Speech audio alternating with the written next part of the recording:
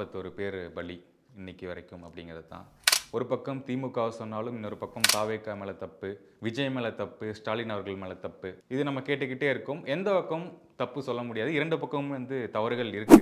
அதுதான் உண்மை. இது எல்லாத்தையும் தாண்டி விஜய் அவர்கள் அந்த 8, 9 மணிக்கு அந்த விஷயம் நடக்குது.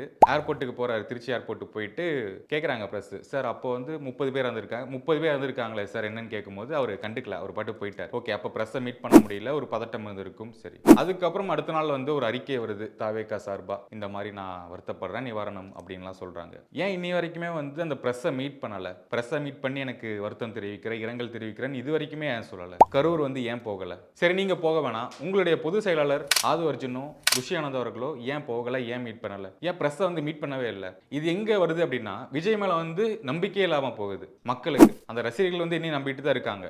அண்ணா வருத்தப்படுவாரு, வி ஸ்டாண்ட் வித் விஜய் அண்ணா அப்படின்லாம் போட்டு தான் இருக்காங்க. இது இன்னொரு பக்கம் பார்க்கும்போது இந்த கள்ளக்குறிச்சி சாராய சாவு 50 பேர் கிட்ட மரணம். ஏர்ஃபோர்ஸில் ஒரு 6 மாதம் முன்னாடி அந்த ஏர்ஃபோர்ஸ் ஷோ நடந்துச்சு. அதில் ஒரு 5 பேர் வெயிலின் காரணமாகவே மரணம். இதுக்கெல்லாம் எந்த மினிஸ்டர்ஸோ எந்த அதிகாரிகளோ லைவ் விசிட் பண்ணல. இதையும் தாண்டி கல்வித்துறை அமைச்சர் அன்பில் மகேஷ் வந்திருந்தாரு. அவர் அழுதுருந்தாரு. அது இன்டர்நெட்ல பயங்கரமா ட்ரோல் ஆயிட்டு இருக்கு. இந்த அளவு நடிக்கிறாரே இவரு அப்படின்லாம்.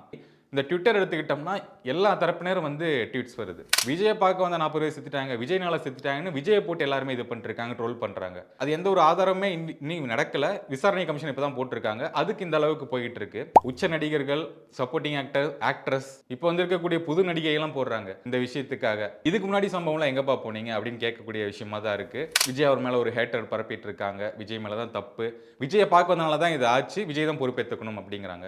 மோரோவர் விசாரணை கமிஷன் போட்டிருக்காங்க. அதில் வர தீர்ப்பை வச்சு நம்ம முடிவு பண்ணிக்க வேண்டியதுதான். நான் நேற்று பார்த்துட்டு இருக்கேன், வி ஸ்டாண்ட் வித் விஜய்.